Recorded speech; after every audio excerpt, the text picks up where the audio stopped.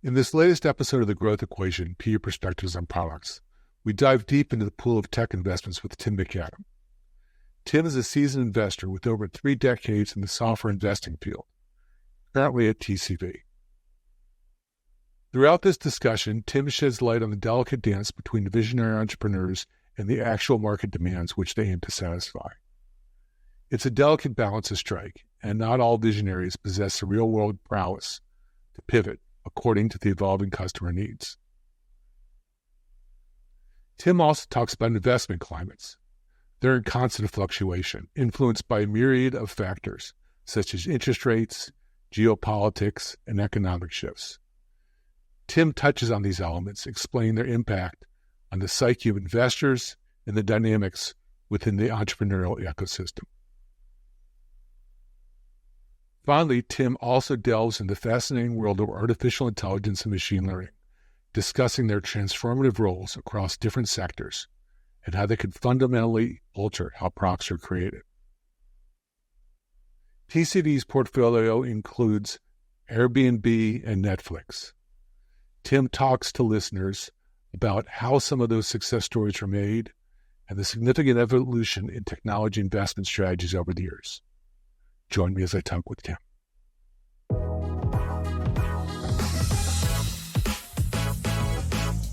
Thank you, Tim. Thanks for joining us. Looking forward to our conversation. Great to be here. Thanks for inviting me, Dave. So let's just start by you. Tell us how you got into the career, where you started, how'd you get to TCV? What are all the steps that got you to where you were today? Yeah, sure. So it's been somewhat of a circuitous journey. I started in this business almost out of college, believe it or not, in 1991.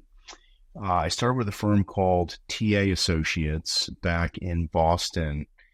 TA at the time was, frankly, one of the only tech investors, on the planet, a handful of tech investors that were focused on software investing. They have been around since the 60s.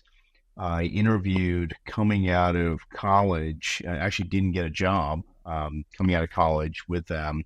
I took a job in the tech and emerging growth group at an investment bank on Wall Street. And 6 months into that job, I was called by TA. They had a position opening up. One of their associates was going back to business school. They needed to replace her unexpectedly. So, I chose to quit my investment banking gig after 6 months and packed up my U-Haul and drove up to Boston from New York and never looked back. I've been a software investor since then. So it's coming up on, or just past, 33 years in the business.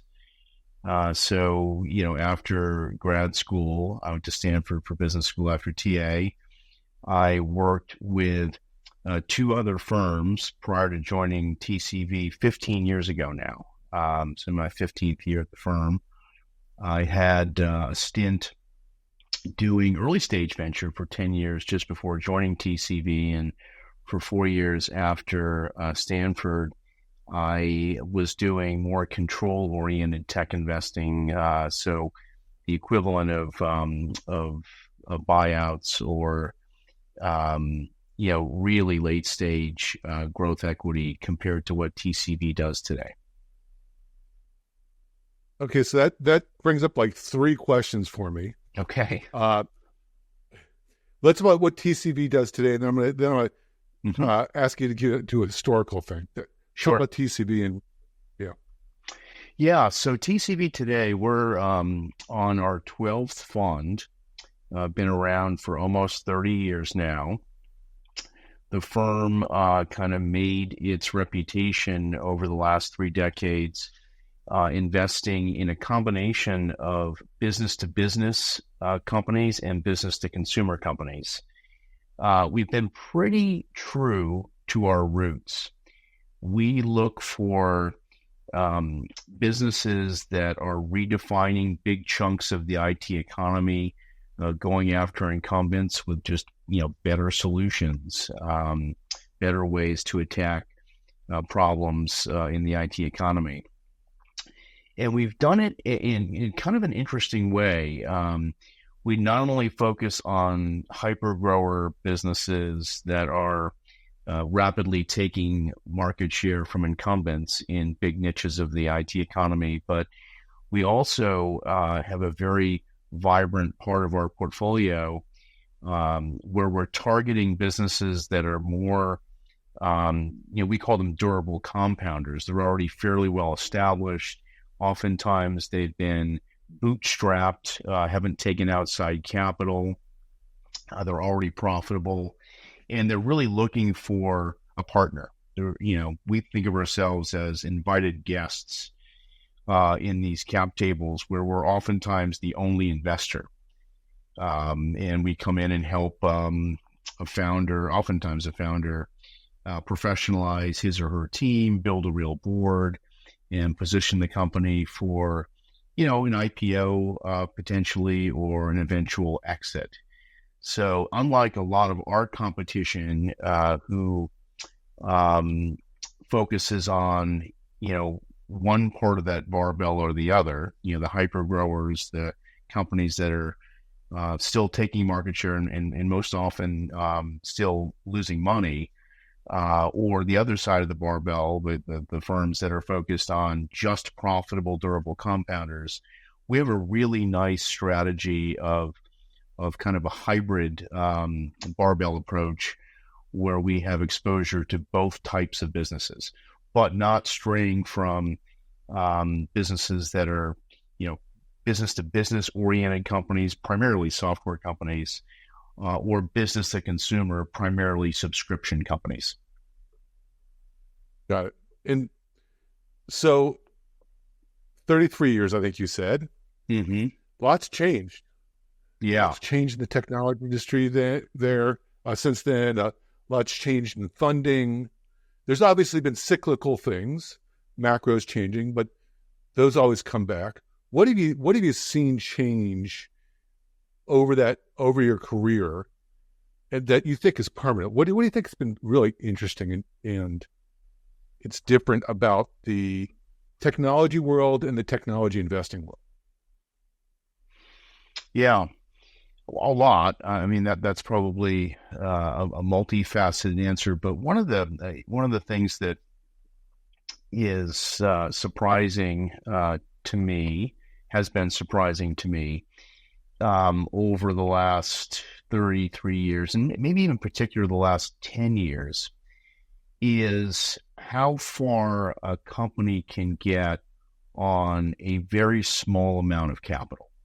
And by how far, I mean product market fit, demonstrable moats and differentiation, and really hard differentiated IP that customers need to have for very little invested capital, compared to when I first started in this business, where you needed heavy metal to start a business. You needed real, racks and racks of compute power, lots of time and dollars to actually code and bring products to market.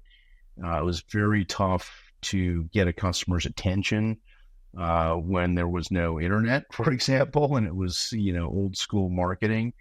Now, between the cost of compute and storage going down, everyone's carrying a supercomputer in their pocket, so it's very easy to ingest information, to be marketed to compare and contrast solutions.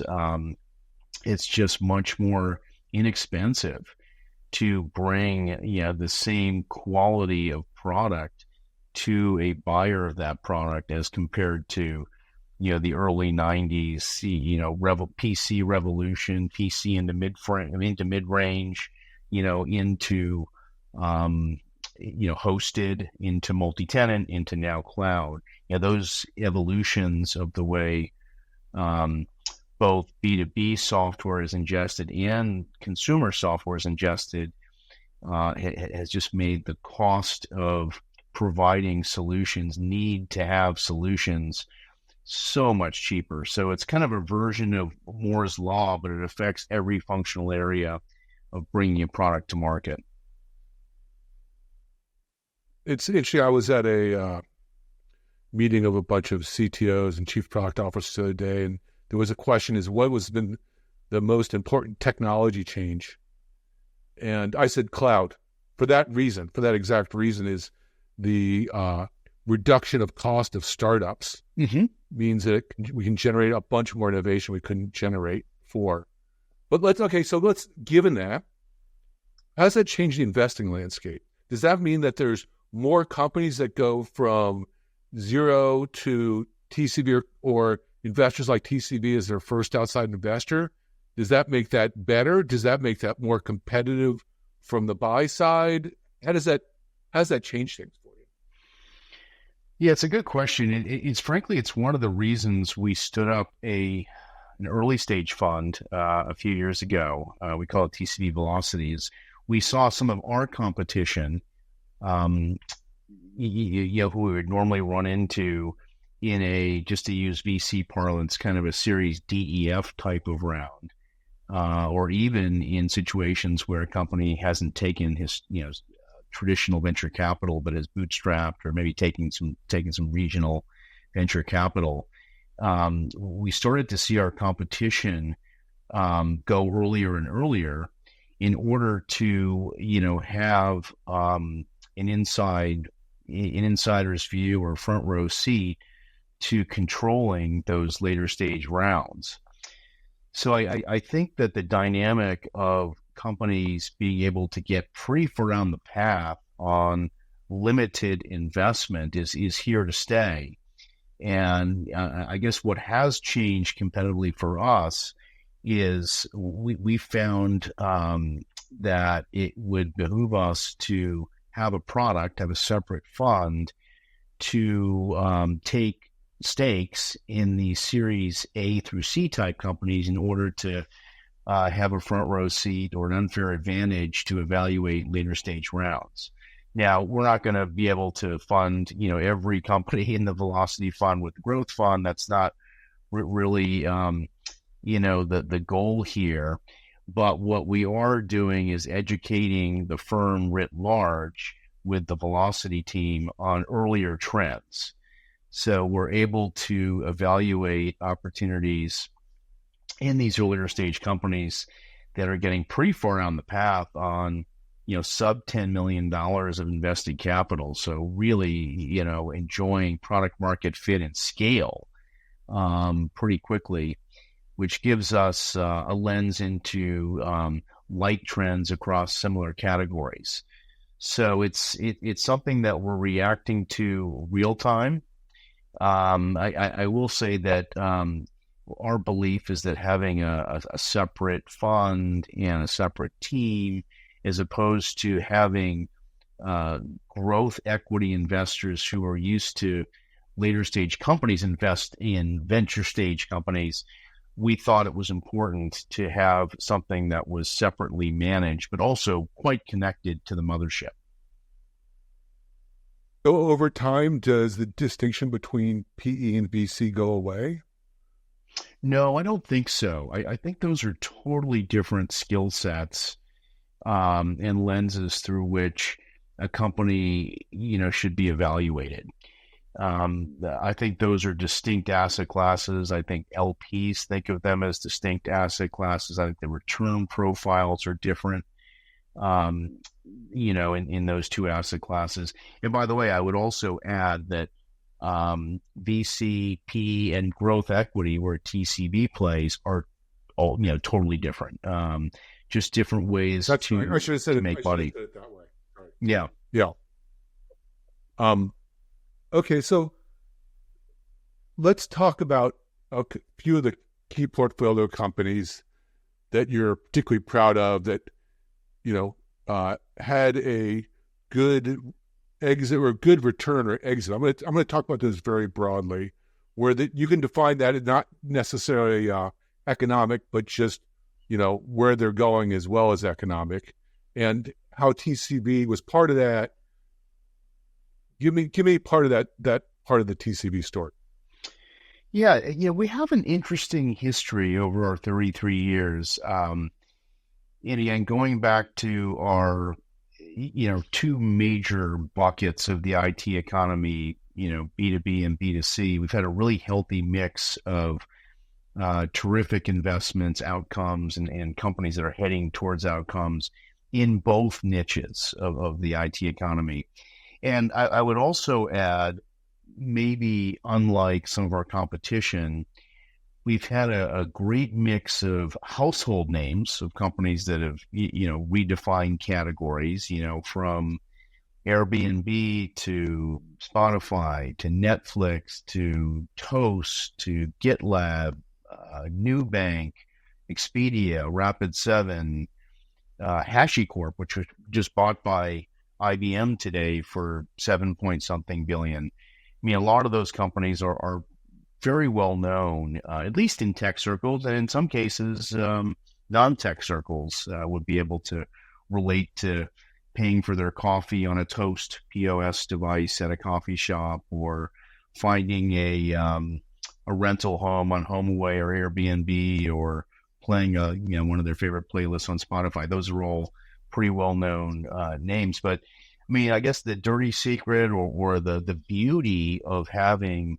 this combination mix of both B2B and B2C, as well as hypergrowers and durable compounders, is that we have a whole bunch of non-household names that have driven amazing financial gains for the firm over time. Companies like Alarm.com, which I was involved with, a company called ETQ, a company called OSI Soft, Genesis. I mean, companies that, even folks in the tech world wouldn't know of, that were off the beaten path in tertiary geographies, had not taken traditional venture capital, but through our efforts of proactive sourcing and thematic market mapping of niches of the economy, we, over the course of usually multi-years, 4 or 5 years of relationship building, identified opportunities, paid it forward with these entrepreneurs, added value well before we cut a check, and we became, the obvious choice for these entrepreneurs when they were considering, raising outside capital. So we've had 80 IPOs in our history, and those are all well-documented outcomes and terrific.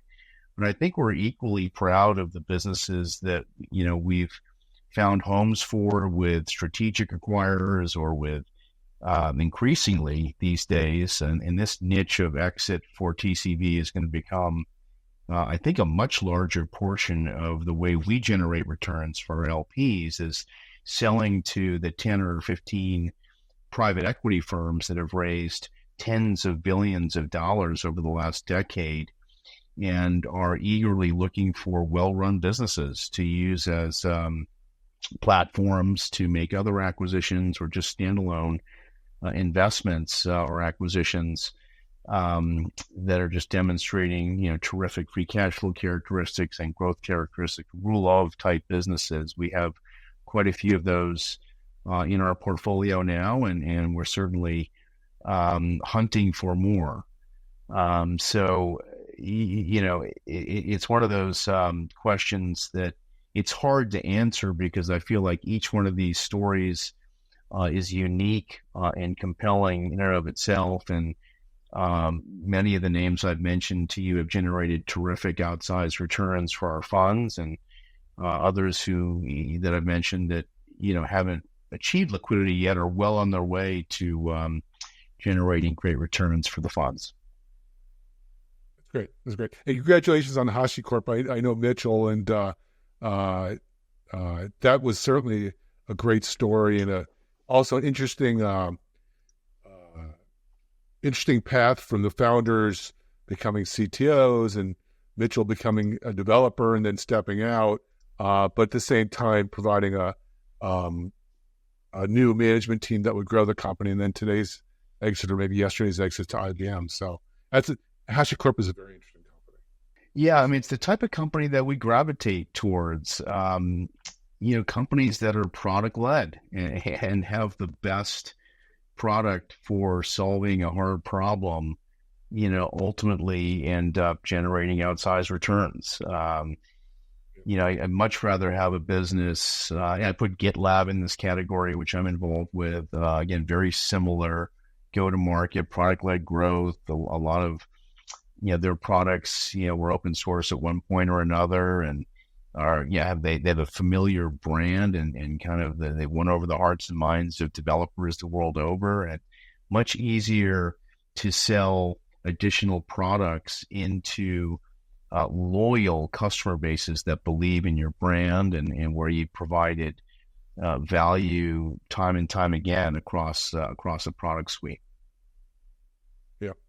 So that brings us to the next topic that, it's near and dear to our hearts and in turn about chief technology officers, chief product officers, product creation, and with growth equity, what that relationship looks like, what that relationship should look like. Tell me about your experiences about CTOs and chief product officers, and what, when you look at a company, what do you like those people to look like? What kind of experiences or instincts do you want them to have? Yeah, it's a good question. It's something that we think about a lot, and we're looking at literally dozens and dozens of opportunities every week, and I'm in these deep dives almost daily with CTOs and usually CPOs, the person who's kind of running the product strategy for any of the software businesses that we're considering investing in. And I think some of the characteristics can be boiled down to more of a mindset than, specific, successes on their resume or even customer testimonies on the quality of a product. The characteristic or attribute that I tend to sort on most often when I'm interviewing CPOs or trying to assess the technical goodness of a company are CPOs who are truly dispassionate. And it sounds weird, right? Because you're always looking for hair on fire entrepreneurs who are taking the hill or iconoclasts that are just disrupting categories and oftentimes in the face of multi-billion-dollar revenue competitors, they're just out there selling and innovating and bringing new value to customers. But the thing that I think a lot of investors get wrong, and I've certainly got wrong multiple times over my career, is CPOs that are truly dispassionate are selling product that customers are asking them for. They're not selling product that they think customers want to buy. And that's a nuance that's pretty important. Listen, all these product leaders are incredibly bright. They've got, their own vision for what a product needs to do or provide. But it's almost like when you work with an architect on building a house, a lot of architects want to build their house for you. They don't want to build your house for you. And it's a classic trap that even experienced CPOs and product leaders fall into, which is, building cool stuff that they think, the world really needs because they need it, or they think it's innovative. You really want CPOs who are building product that's pulled through, not pushed through, if that makes sense. And this, can sometimes be dictated by the market, but oftentimes it's dictated by the utility of a product and what it can actually do for the business that you're selling it to. And what I mean by that is the product allows me as a buyer of that product to sell my stuff more efficiently, generate more revenue, generate more of kind of a top line ROI mindset. Or alternatively, it can take costs out of my business. I can gain more efficiency by buying this software. And great CPOs are listening. They're listening to what their sales leaders are telling them, that customers are telling them they want.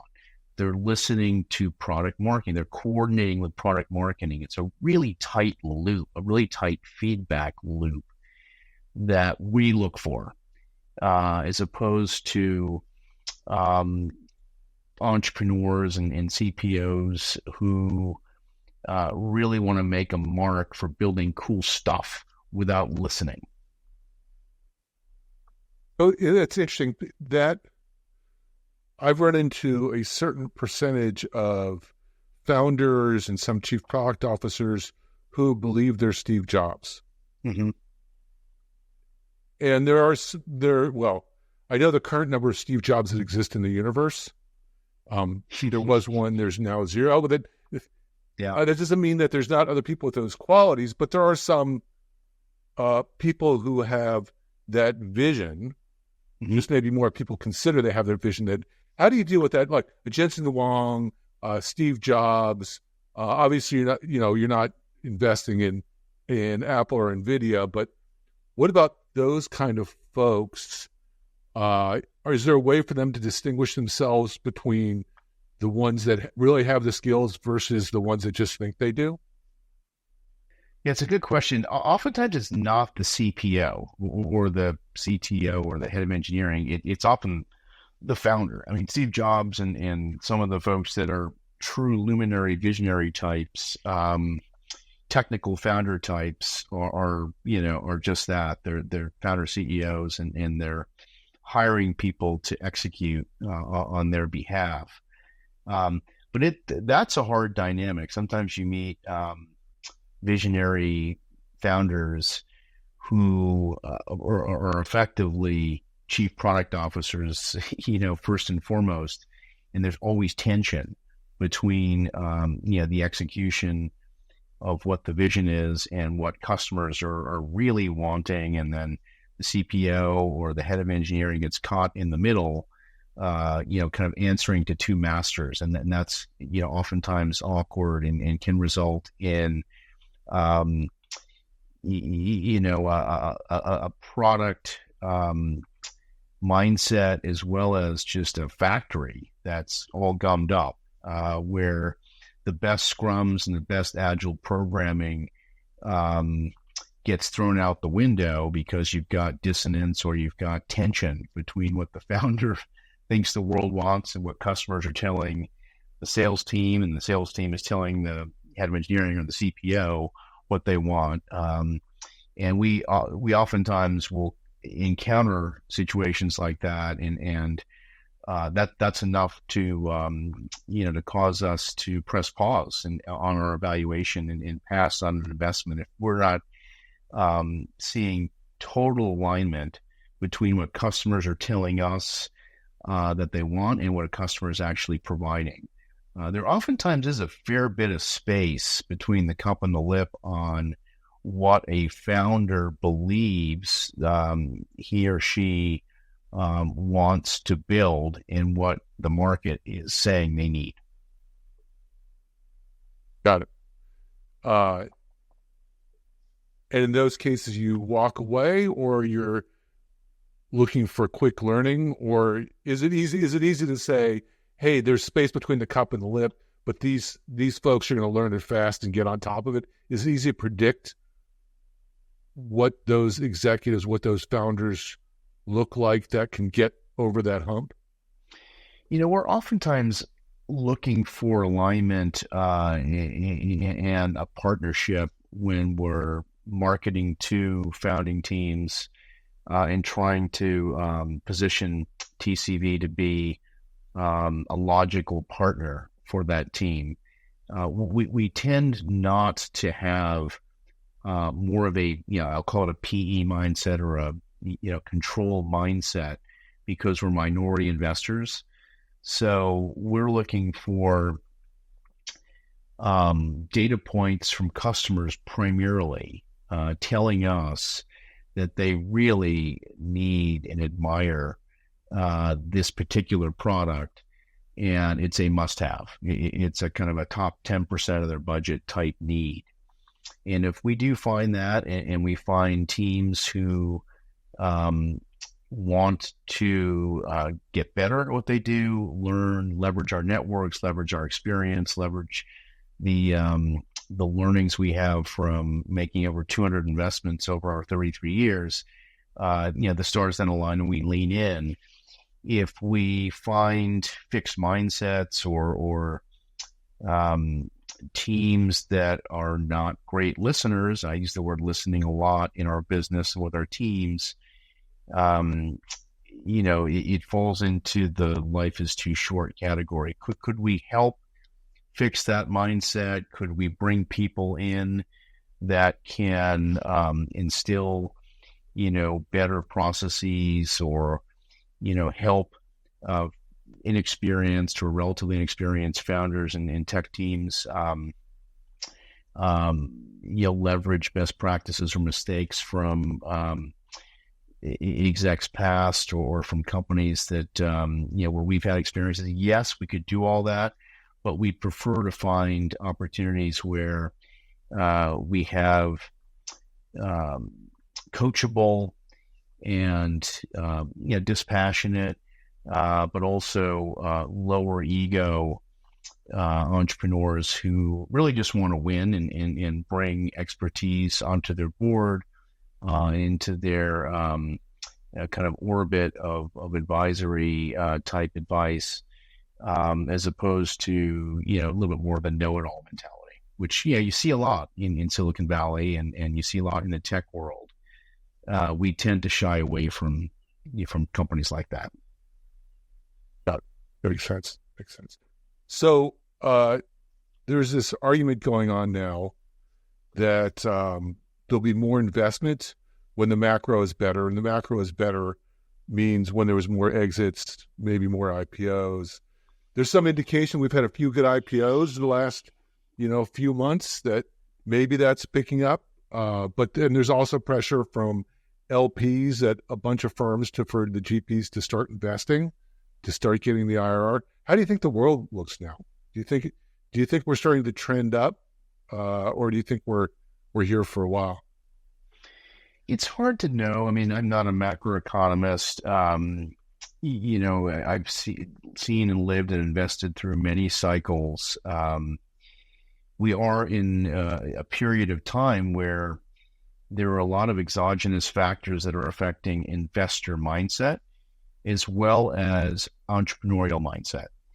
We know them all. It's interest rates, it's inflation, it's the geopolitical stuff, it's China, it's the capital markets. It's gummed up the normal cadence of both investing in new companies or investing in rounds of established companies. It's also gummed up the works a little bit on inflows into the asset class. And that's a combination of several things. It's there haven't been as many exits over the last 8 or 10 quarters as we've seen historically. So the dollars flowing back to the LP community have been pretty anemic compared to the average years over the last 30 years. TCV's enjoyed a lot of liquidity over the last 14 or 15 years. We've returned significant amounts of capital compared to outflows. Been effectively a source of capital for our LP base for 15 years running, which sits very well with our LPs. On the new opportunity front, as you point out, I do think the capital markets, whether it's IPOs or strategic exits or activity with the buyout shops, the tech-focused buyout shops, that has come off significantly, and I do think that has affected inflows into new opportunities. Do I see the ice thawing a little bit here as we sit in Q2 of 2024? I think, more so than a year ago, for sure. But until we have, kind of a normal calendar, normal being, call it 15 to 25, IPOs every year and a very normal cadence of, weekly takeouts of later stage software and B2C companies, I think you're going to still see a little bit of sluggishness and hesitation on the part of all levels of the tech private equity class, from seed stage investing up to buyouts. We are seeing, fair bit of activity in the early stage, on the early stage side of our business, probably, slightly more so than the growth side. There's always innovation and great companies who are providing real value with demonstrated product market fit are going to get funded in almost any environment. You're just not seeing, the environment that we saw in 2017 through 2021, let's say, which became, exuberant and kind of overly frothy with new fundings.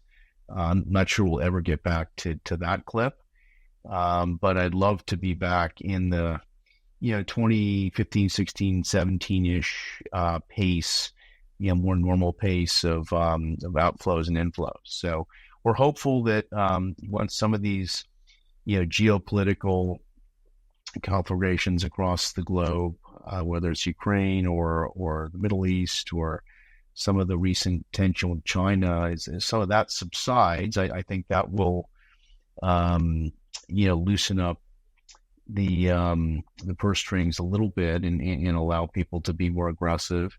And I think obviously, the interest rate environment and inflation are a dampening effect right now. And let's hope, back half of this year, first half of 25, we'll see some of that pressure released as well. But we're seeing an increased quality of opportunities in our pipeline. I think Q1 was a lot more robust than Q3 and Q4 of last year. And as we start into Q2 here, just looking at our pipeline, we have a really interesting group of businesses that we're evaluating, and hopefully every quarter it becomes more plentiful and more interesting. Great. So I need to ask the Gen AI question because every conversation anymore has to have a Gen AI question. We're breaking the applications of artificial intelligence and machine learning into 3 classes. I'm interested if you agree with these classes, then I'll ask you about investing. One is accelerating developer productivity. So the co-pilots of the world. The second is internal IT usage that supports people inside the company, outside product development. And the third is additions to a product line that either make a product line more efficient for customers or into increased TAM.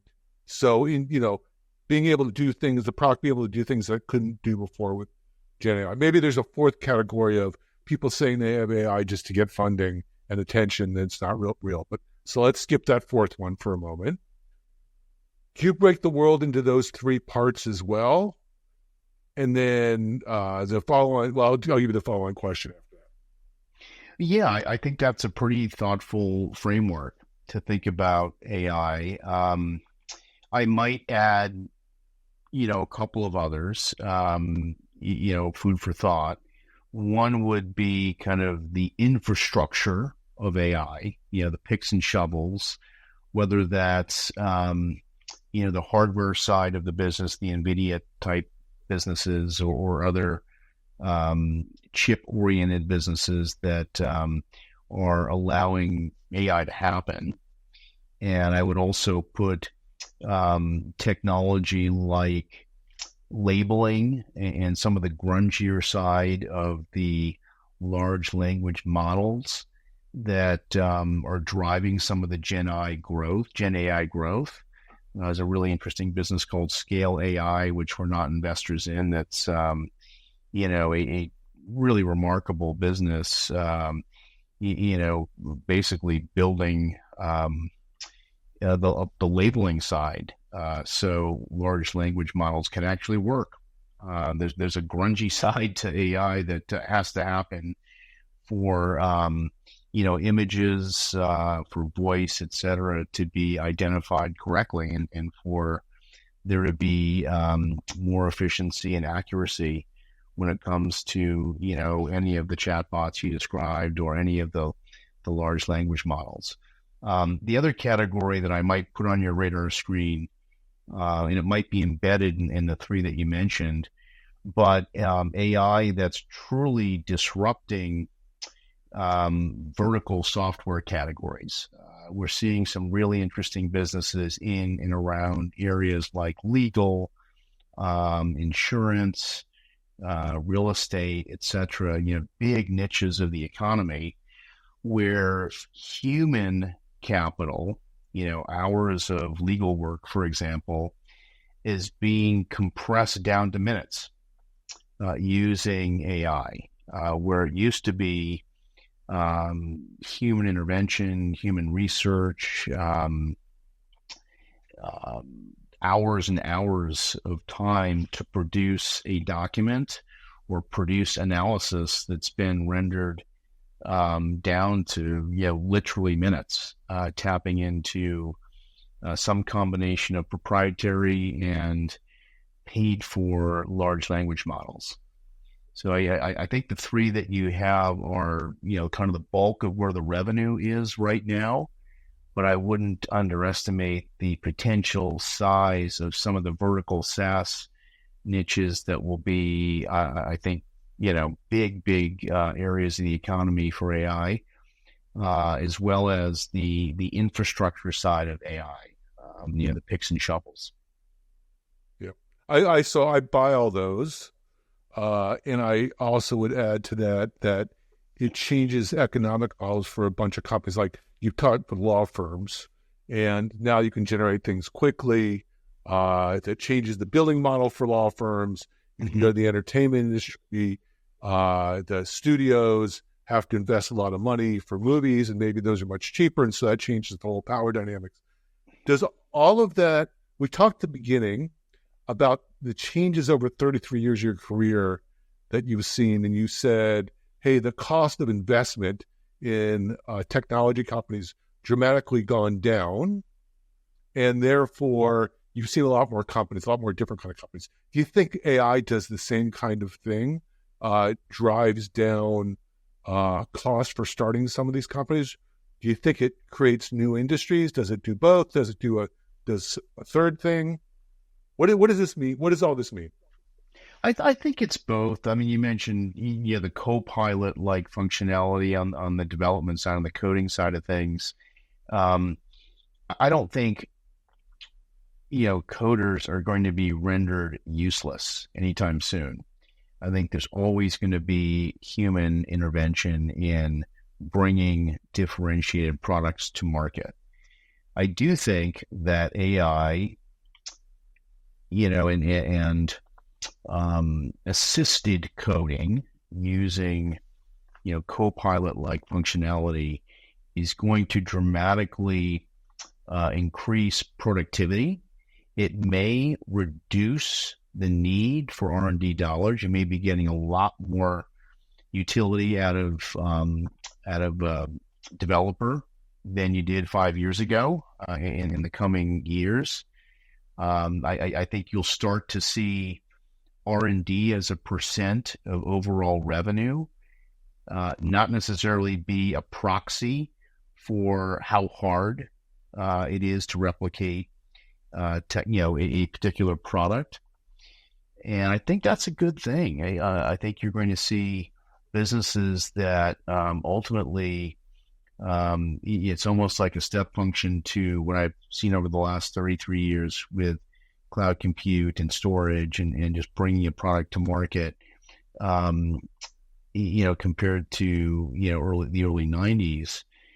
You're going to see businesses that are bringing products to market faster and more efficiently with, less Q&A needed. I mean, it could be the case that quality assurance in the software world goes the way of the dodo, and AI takes over the entire QA function. And that is a decent chunk of R&D dollars these days. If you look at a typical SaaS company's P&L, there's a lot of money spent on QA and on testing. That may be a small portion of the overall R&D budget for the average SaaS company in 5 years' time. Yep. Let's hope so. Because it's getting QA right is required for fielding a product, but it's also an impediment. So we're positing that the relationship between engineering and product management changes quite a bit, because the product managers get much more empowered, much more towards writing code, and the engineers are still necessary the way you're saying, but the relationship between it are those different, which then does exactly what you were saying, as far as makes it that R&D dollars don't need to be as big, right? You can get to something much quicker. So we're thinking the relationship changes quite a bit. So you get a magic wand. You get to wave it over your portfolio companies or over companies that might come to you to seek investment. What do you tell them? What do you want them to know? With respect to product management or product evolution in general. Yeah, product evolution, engineering in general. Yeah, I think the thing that we preach a lot across, our portfolio is, and this sounds, a little bit spreadsheety, but really understanding the return on R&D investment. And this goes back to my comment about products. We tend to gravitate towards products that are pulled through versus pushed through. And the rationale there is that the product cost, the cost of R&D is part of the P&L. Let's say it's 25, 30, maybe 35% of revenues in a typical SaaS company. But the real cost is oftentimes sales and marketing. And we tend to want to gravitate towards investing in businesses that are sold with as little friction as possible. We love product-led growth companies where consumers, businesses can try a product before they buy. They're familiar with the brand, and that there's a lot of education that happens without me as a company needing to educate that consumer. So what we would tell and what we do tell our product engineering teams is that they need to justify, the bodies. They need to justify the cost of what they're selling, or what they're building to sell, I should say. And if they're building products that require a lot of handholding and education and integration and time to install and customization, those models ultimately are not very economical. So we're looking for product teams that understand that and want to build products that have a low service intensity, a low education intensity, and a customer can find utility quickly. I mean, within hours, not weeks or months or even days. They need to be able to realize that the product is changing the way they do business, making them more money or allowing them to save money almost immediately, almost out of the gate. So that's really what we're counseling. I can think of many conversations I've had with our portfolio companies where I'm on the board, where that's the North Star. That really is what we're trying to achieve is frictionless onboarding, frictionless selling, and self-service is another term that I use a lot. If a product is not digestible and usable without a lot of hand-holding, it's a hard economic proposition. There's layers and layers of hidden cost that ultimately don't translate into a strong economic model and don't translate into strong brand loyalty. So much of what provides ultimate value, terminal value for when we sell a business or take a company public are KPIs that investors want to invest in. And those KPIs include the ability to sell more product into the installed base and have a retention metric that's best in class, and customers that are just raving fans of the products that they're using. The ability to, as you know, sell into a customer that's already your customer is a lot cheaper than going out and finding new logos. Well, thank you very much. I appreciate your time. A lot of great insights for the listeners. So thanks for being on, Tim. Thanks, Dave. That was fun. Good questions.